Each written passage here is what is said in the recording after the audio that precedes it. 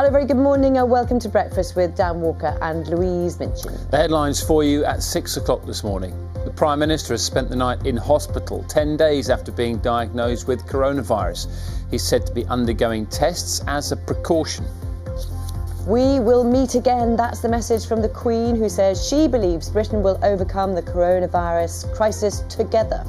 Together we are tackling this disease. And I want to reassure you that if we remain united and resolute, then we will overcome it. Scotland's chief medical officer resigns after making 2 trips to her second home during the lockdown.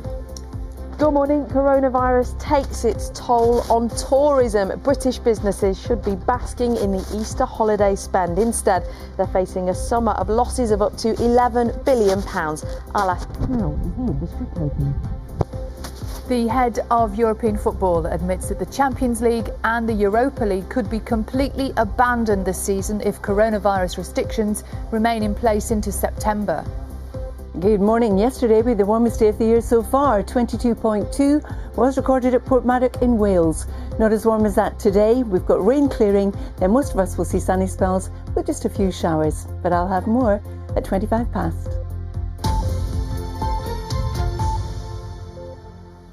It's Monday, the 6th of April. The top story for you this morning. The Prime Minister has spent the night in hospital, having been admitted for tests 10 days after being diagnosed with coronavirus. Number 10 says that Mr Johnson remains in charge of the government, but the Foreign Secretary Dominic Raab will chair a coronavirus meeting this morning. Our political correspondent Chris Mason has more.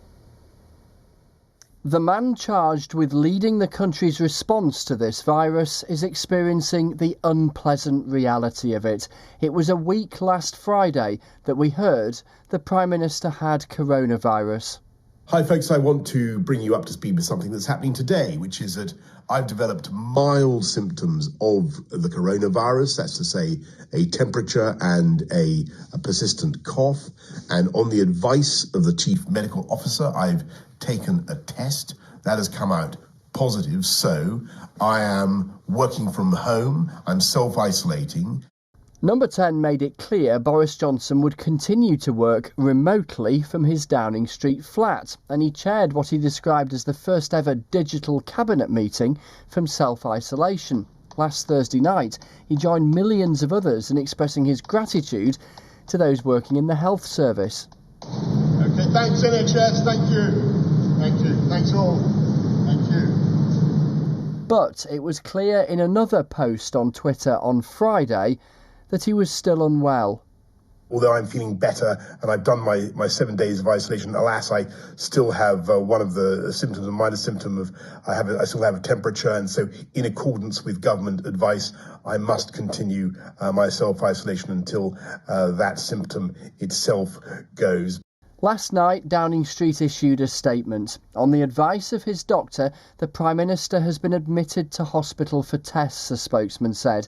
This is a precautionary step as the Prime Minister continues to have persistent symptoms of coronavirus 10 days after testing positive for the virus. I want to express our nation's well wishes to Prime Minister Boris Johnson as he wages his own personal fight with the virus. All Americans are praying for him. He's a friend of mine. He's a great gentleman and a great leader. And he's, as you know, he was brought to the hospital today. But I'm hopeful and sure that he's going to be fine. He's a strong man, strong person. Boris Johnson has spent the night not here, but in hospital. His officials are adamant he is still leading the government's response to the pandemic. But this virus is crippling the economy, robbing us of our usual liberties and straining the personal capacity of the Prime Minister to respond to it on our behalf. Chris Mason, BBC News.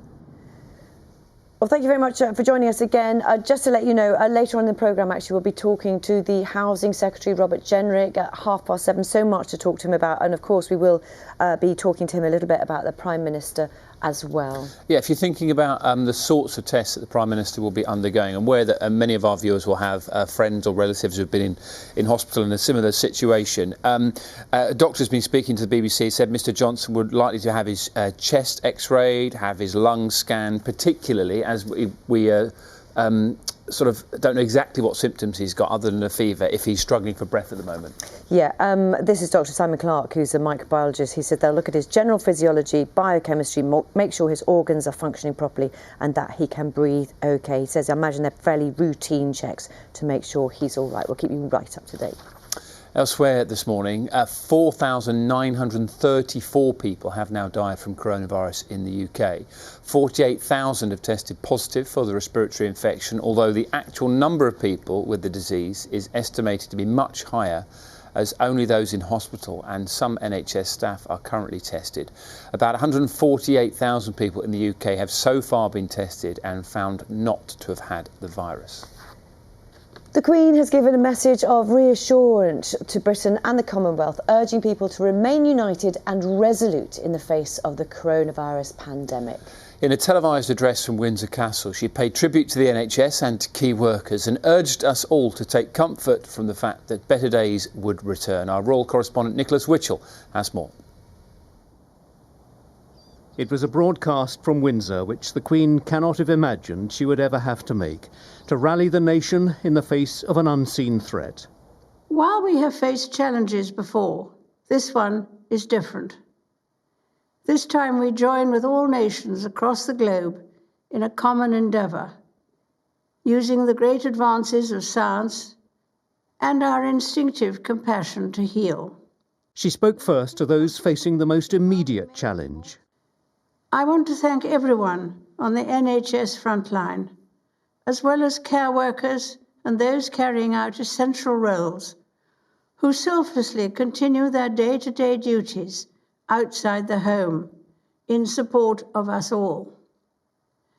I'm sure the nation will join me in assuring you that what you do is appreciated and every hour of your hard work brings us closer to a return to more normal times. Together we are tackling this disease, and I want to reassure you that if we remain united and resolute, then we will overcome it. She praised the way in which people had come together to support each other and thanked those following official guidelines to stay at home. Our collective response, the Queen said, would define us. I hope in the years to come, everyone will be able to take pride in how they responded to this challenge. And those who come after us will say the Britons of this generation were as strong as any. She recalled a broadcast she'd made as a 14-year-old during the Blitz. Today, once again, many will feel a painful sense of separation from their loved ones. But now as then, we know deep down that it is the right thing to do. Just as in wartime, the nation would come through this latest threat. We should take comfort that while we may have more still to endure, better days will return. We will be with our friends again. We will be with our families again. We will meet again. But for now, I send my thanks and warmest good wishes to you all. It was a speech to reassure and stiffen resolve. An exceptional speech at an exceptional moment. Nicholas Witchell, BBC News. In other news, Scotland's chief medical officer has resigned after being caught visiting her second home in breach of her own social distancing guidance. Dr. Catherine Calderwood made a public apology and received a police warning after she travelled from Edinburgh to her other home in Fife for 2 consecutive weekends. Alexandra Mackenzie has this report. This is a vital update about coronavirus. To help save lives, stay at home. Dr. Catherine Calderwood will no longer front the public campaign against coronavirus. After pictures were published in the Scottish Sun, she was forced to admit that she had travelled from Edinburgh to her second home in Fife the last 2 weekends.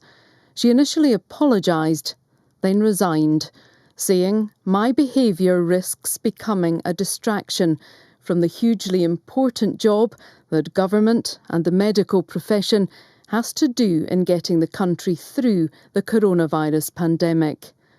During an uncomfortable media briefing yesterday, Scotland's First Minister stood by her Chief Medical Officer.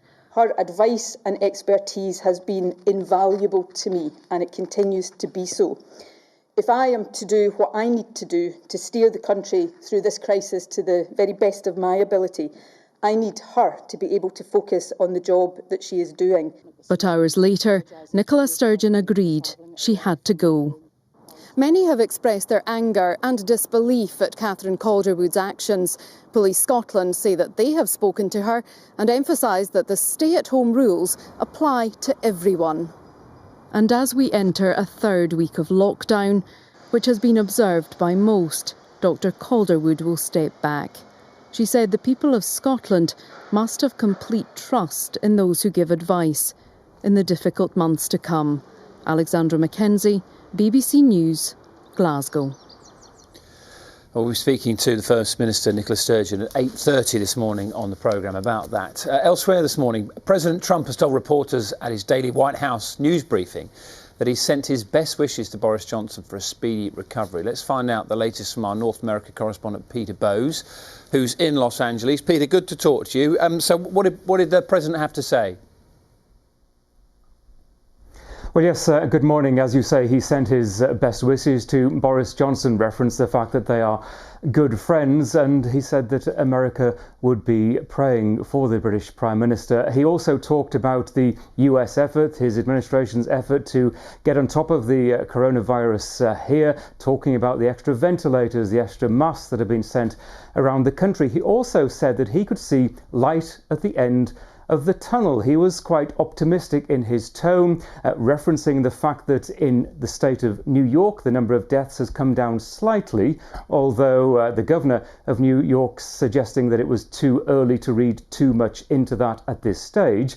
One of President Trump's senior medical advisors said she was optimistic based on what was happening in Spain and Italy with the reduced number of deaths there, and said she was hopeful that the United States would follow the same model in terms of the outbreak progressing across the country. She was hopeful that some of the urban centres, the inner cities like New York, would see a continued reduction in the number of deaths over the next couple of weeks. Rather less optimistic, at least in the short term, the US Surgeon General, who said Americans should be prepared for a Pearl Harbor moment or a 9/11 moment, talking about September the 11th, two of America's darkest days. He said a difference would be that the coronavirus would affect all of the country. He also said that America was facing, as he put it, the hardest and saddest week of most people of this country could possibly imagine. It was a really tough prognosis, and I think it made a lot of people sit up and think about what they are doing.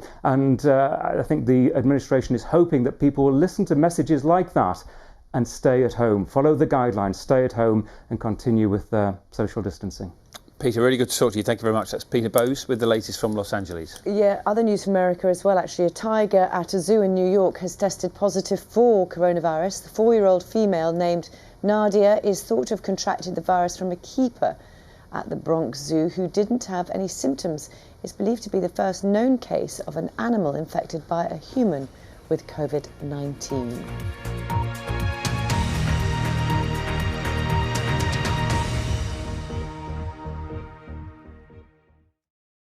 See the headlines as they happen and watch BBC News live in the app and get the full story with bbc.co.uk/news. Follow the story for all the latest with BBC News.